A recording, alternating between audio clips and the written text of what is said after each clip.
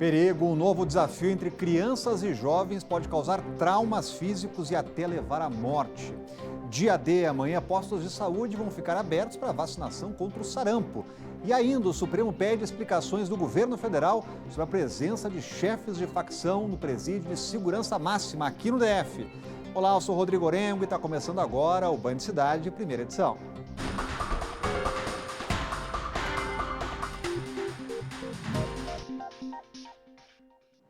A gente começa essa edição com um alerta. Vamos falar dos riscos de um desafio em que duas pessoas passam uma rasteira em outra assim que ela dá um pulo.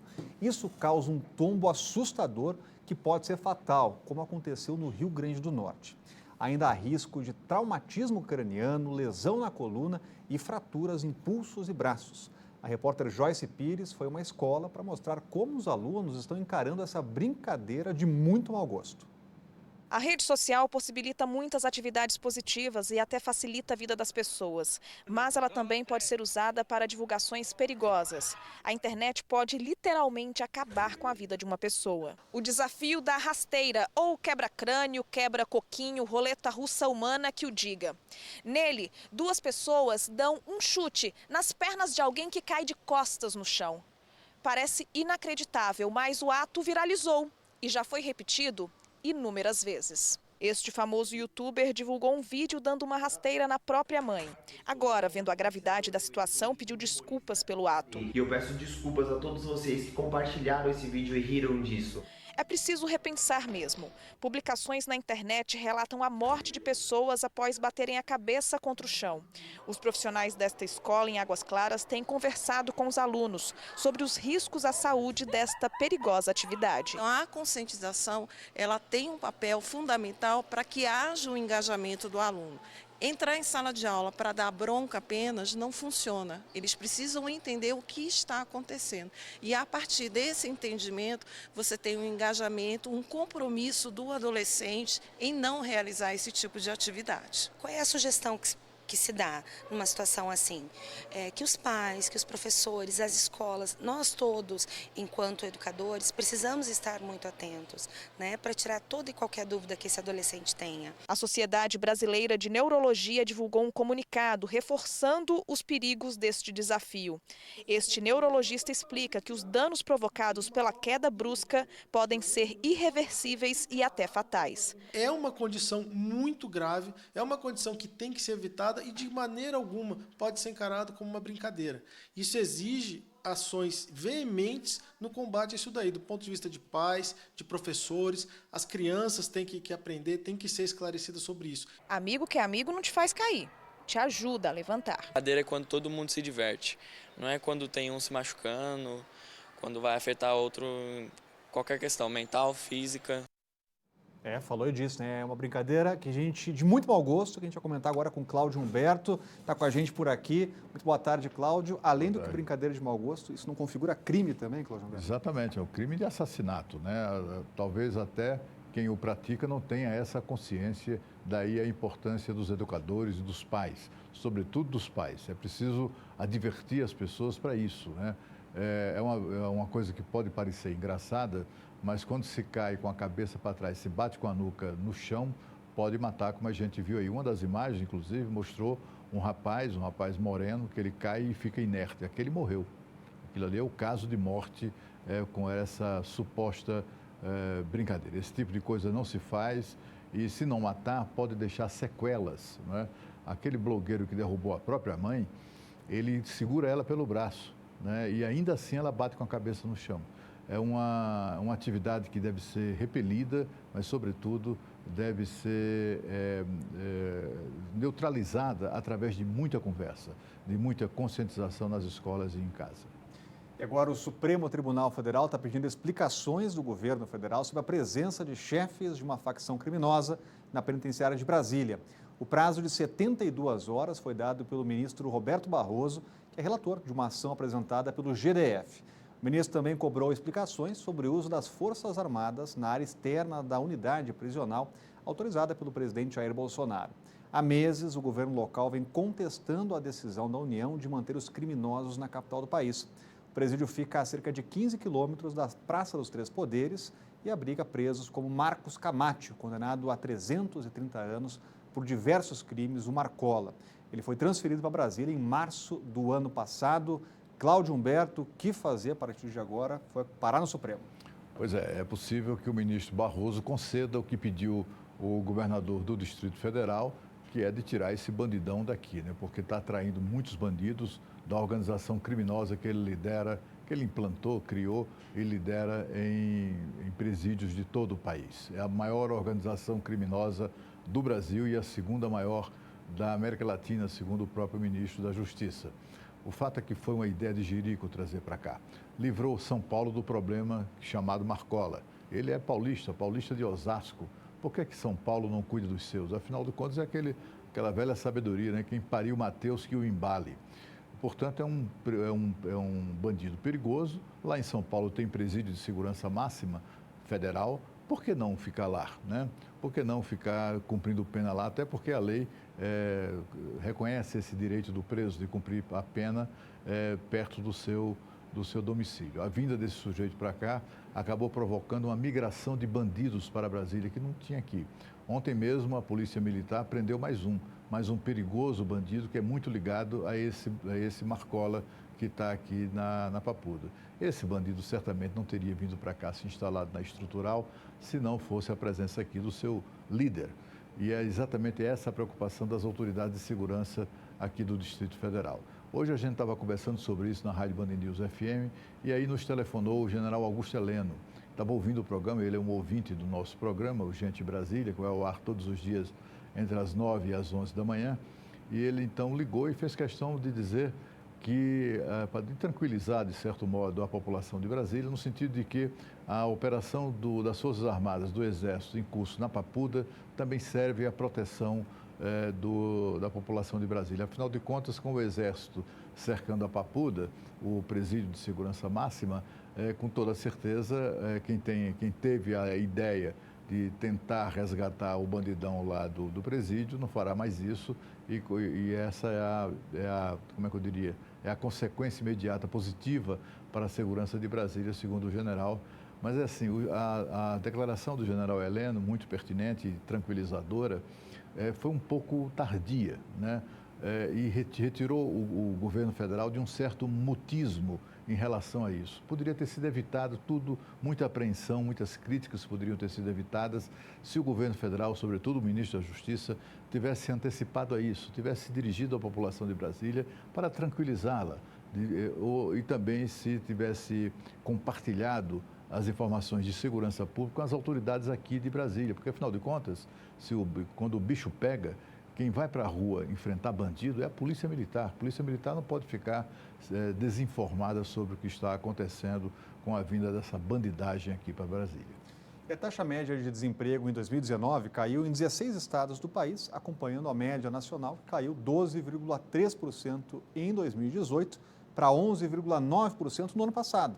Os dados foram divulgados hoje pelo IBGE e, em compensação, a informalidade aumentou e muito. Os detalhes chegando ao vivo com a Renata Dourados. Tem uma coisa que importa sempre, é emprego, né, Renata? Boa tarde. Com certeza, né, Rodrigo? Boa tarde para você, para o Cláudio, para todos que nos acompanham. É muito triste você ver um pai, uma mãe de família desempregado, né, sem ter o dinheiro para o sustento dos seus familiares. Então, é uma situação realmente bastante preocupante. Como você bem disse, a informalidade vem crescendo assustadoramente no Brasil, já atinge aí 41% da população ocupada, 41% dessas pessoas, portanto, estão na informalidade. É o maior índice desde 2016. Para a gente ter uma ideia, em 11 capitais, esse nível já atinge aí mais de 50% desses trabalhadores. No Pará, por exemplo, a informalidade atinge 62% dos trabalhadores e no Maranhão, 60% dos trabalhadores. Apenas, contando dessas capitais, apenas o Distrito Federal e Santa Catarina, que não atingiram, aí, que ficaram abaixo dos 30% da informalidade. Então, aqui no DF, nós temos 29% dos trabalhadores na informalidade.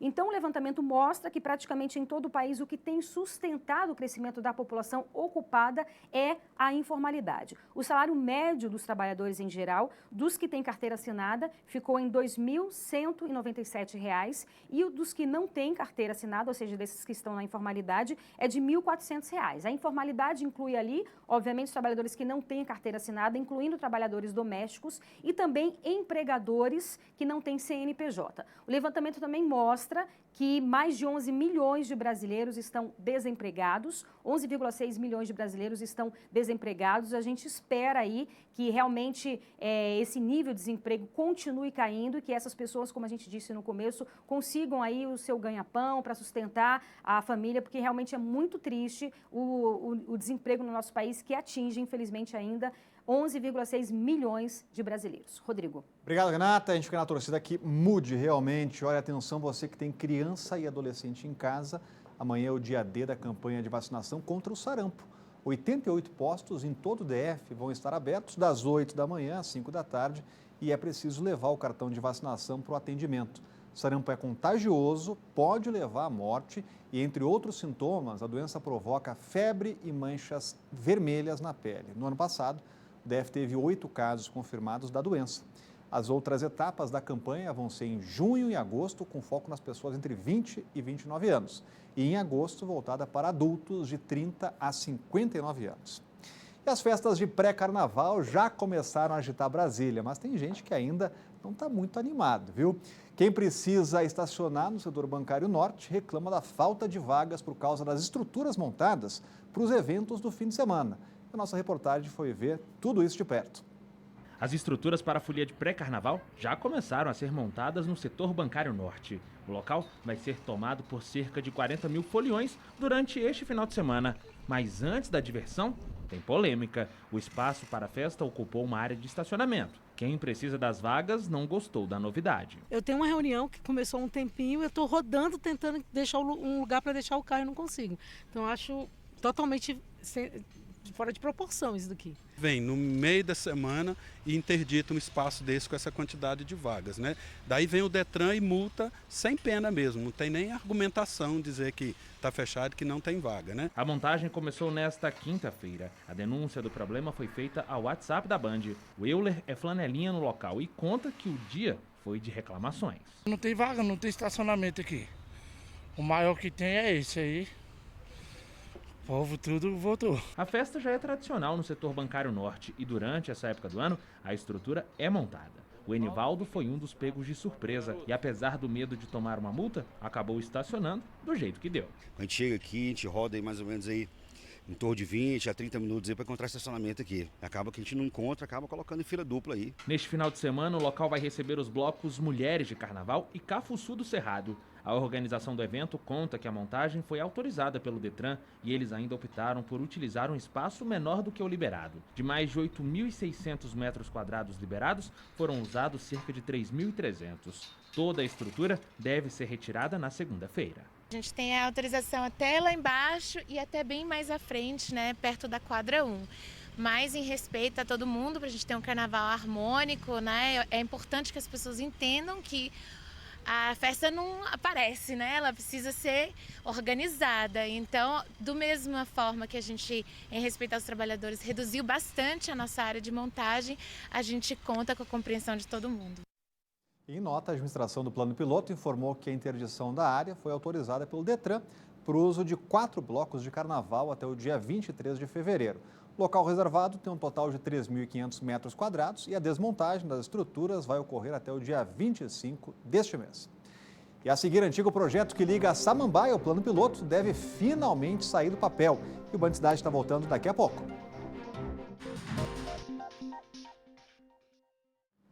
O general Braga Neto, que vai assumir a Casa Civil, se encontrou hoje pela manhã com o presidente Bolsonaro. A partir da semana que vem, o Planalto vai ter só militares em cargos estratégicos. A confirmação da substituição de Onyx Lorenzoni da Casa Civil foi feita ontem pelo presidente Bolsonaro. Pela internet, o presidente confirmou que Onyx Lorenzoni sai da Casa Civil e vai para o Ministério da Cidadania. Para o lugar dele, o escolhido foi o general Braga Neto. Osmar Terra, que estava na Cidadania, reassume o mandato de deputado federal. As posses estão marcadas para a terça que vem. Boa parte das trocas de cadeiras já tinha sido fechada. Faltava definir o futuro de Osmar Terra, que relutava em voltar para a Câmara. Ele desejava uma embaixada, mas Bolsonaro vetou para não azedar o clima no Itamaraty, onde políticos comandando representações estrangeiras não são bem-vindos. Agora, o núcleo duro é composto por militares. Os generais Braga Neto na Casa Civil, Heleno na Segurança Institucional, Ramos na Articulação Política e o major aposentado da PM, Jorge Oliveira, na Secretaria-Geral.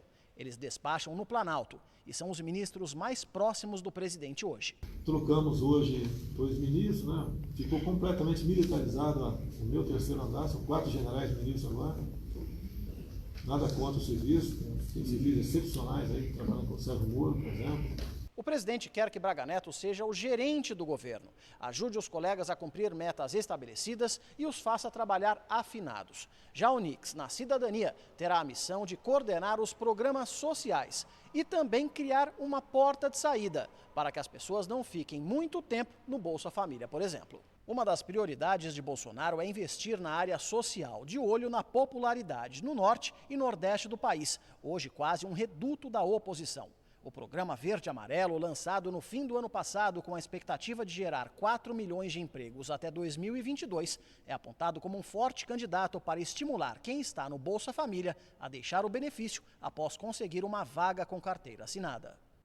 Cláudio Humberto, depois dessas mudanças na esplanada, o que muda aí na vida realmente das pessoas, do cidadão brasileiro? O que a gente espera é que essas mudanças sejam boas para o governo e, portanto, acabe isso se refletindo em fatores positivos para a população. Olha, essa coisa de militares no Palácio do Planalto tem a menor importância.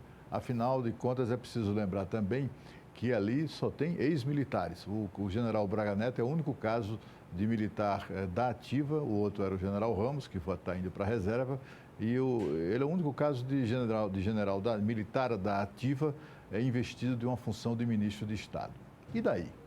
Olha, houve um período, governos anteriores aí, que as pessoas reclamavam que havia muito engenheiro. O governo era predominantemente formado por ministros engenheiros. E daí? E daí que sejam militares? Estes, por acaso, que estão lá no Palácio do Planalto, incluindo o general Braga Neto, como o general Augusto Heleno, o general Ramos, e inclusive o general Rego Barros, que é o porta-voz, eles têm uma coisa em comum. São todos homens decentes. São pessoas direitas, muito bem formados. Conheço, em situação de entrevista, todos eles. E eles são, sobretudo, pessoas bem preparadas, adequadas para o exercício da função. Isso é que importa. Além do mais, tem mais aquela coisa, né? Por terem sido militares, por terem sido generais em algum momento, ou por serem ainda, né? Ninguém vai se meter a besta, né, Rodrigo, de fazer qualquer proposta indecorosa, um cara desse aí que vai em cana na hora, né? Então, assim, é uma tranquilidade também em relação a isso, em relação a negócios do governo. São todos patriotas, são todos democratas, nenhum deles tem qualquer compromisso com o regime militar. Meu Deus do céu, né? Estamos falando de uma coisa que aconteceu há 60 anos atrás, todos esses militares que ficam, as pessoas com medinho da presença de militares no governo, todos eles eram crianças quando se deu o golpe de 64. Enfim, é uma bobagem essa história de, olha, os militares, e daí que os sejam, importa que sejam competentes. E agora vamos falar de um projeto antigo que já foi promessa de campanha de vários candidatos ao governo do Distrito Federal, a pista de ligação entre a região de Samambaia e o Plano Piloto, conhecida como Avenida das Cidades. Considerada a maior obra viária da história do DF, a avenida virou uma das prioridades do governo atual e deve ser implantada até 2022. A Maurília é moradora de Águas Claras. Ela ficou empolgada ao saber que a avenida que vai ligar Samambaia ao Plano Piloto, passando por Águas Claras, enfim, pode sair do papel. Eu acho que vai ser ótimo isso daí. Eu sempre acho que tudo que faz é só para melhorar. O projeto ganhou ainda mais força depois que a Agência Nacional de Energia Elétrica autorizou Furnas a fazer um enterramento das linhas aéreas de alta tensão, o que vai custar R$1 bilhão. A Avenida das Cidades vai ter 26 quilômetros. A obra vai custar, ao todo, cerca de R$3 bilhões e deve ser iniciada em 2022. O complexo viário ainda vai contar com ciclovias e praças. A ideia é transformar locais assim em grandes áreas de convivência. Essa via, ela é uma via convivencial, ela privilegia muito mais a convivência das pessoas, então com ciclovias, para se andar de patinete, com calçadões, com jardins, com praças, então ela é uma via muito mais para você unir as cidades que hoje estão segregadas, que hoje estão divididas. Você pega uma Samambaia e existe Samambaia Sul e Samambaia Norte, porque está dividido pelo Linhão. Os próximos passos são a assinatura do convênio entre o GDF e Furnas, os ajustes finais no projeto, consulta e audiência pública, análise do Tribunal de Contas e a publicação do edital de licitação. As obras da avenida devem durar 8 anos. O projeto inicial dá uma ideia de como a avenida vai ficar ao passar pelo Guará, Parque Way, Águas Claras e Samambaia. A concessão com a empresa ou consórcio investidor deve durar 20 anos. A iniciativa privada vem, custeia essas obras, custeia essa manutenção durante 25 anos e se ressarce desses investimentos a partir da alienação dos imóveis, da venda dos imóveis ao longo da via. Então, é impensável até você fazer uma obra de 3 bilhões de reais que vai beneficiar a população sem que não haja um investimento direto do governo. A obra deve gerar 80 mil empregos diretos e indiretos. A expectativa é que 372 mil pessoas sejam beneficiadas com a avenida das cidades. Hoje nós estamos praticamente ilhados aqui em Águas Claras, na hora de sair no horário de rush, né? Tanto pela EPTG quanto para a EPNB. Então a gente precisa de uma alternativa, né, para poder a gente ir até o plano piloto com mais rapidez e com mais segurança. É um espaço que não está sendo utilizado e pode ser utilizado de forma muito benéfica para todo mundo. A quantidade de mulheres no mercado de tecnologia da informação vem diminuindo. Dados do IBGE apontam que as mulheres totalizam apenas 20% do setor. E em tempo de crise, o mercado é altamente promissor. Até 2030, a participação feminina no mercado de trabalho deve crescer mais que a masculina. É o que indica o Instituto de Pesquisa Econômica Aplicada, o IPEA. Mas, na contramão das previsões, está o mercado de tecnologia da informação. Apenas 20% dos profissionais que atuam no ramo de tecnologia da informação são mulheres. É o que aponta uma pesquisa nacional por amostra de domicílio do IBGE. De acordo com este coordenador de cursos de computação, é possível ver a predominância do sexo masculino nas salas de aula. Um elemento cultural que afasta as mulheres das áreas de exatas, assim como engenharia, matemática, né? Então, esse elemento acaba fazendo com que as mulheres dê preferência aos cursos de serviços sociais, de medicina, ou direito, ou outras áreas que não têm tanta matemática. Os cursos de computação chegaram ao Brasil na década de 70 e, de acordo com o professor, de lá para cá, não houve o crescimento esperado de profissionais qualificados, independente do sexo. Desde medicina, gerência, serviço público, tudo passa por computador e soluções de sistemas. Então, por que a mulher não está inserida dentro desse mesmo contexto, né, de uma forma normal como está a sociedade hoje sem o computador? Como vimos, a área de TI é um mercado promissor. A Clara que o diga. Ela é gerente de tecnologia da informação em uma empresa. Eu tenho uma equipe com 15 profissionais, né? E desses 15 profissionais, todos eles são homens. Não pensei em desistir, não. Pelo contrário, achava até o máximo, né? Poxa, poucas mulheres e eu estou aqui nesse poucas mulheres. Com a Eunice não foi diferente. Há 12 anos ela atua no ramo. Começou antes mesmo de se formar. E não sinto no dia a dia, não enfrento essa dificuldade de ser o sexo frágil, de ser mulher. Realmente isso não é sentido. A participação feminina é bem-vinda em qualquer área.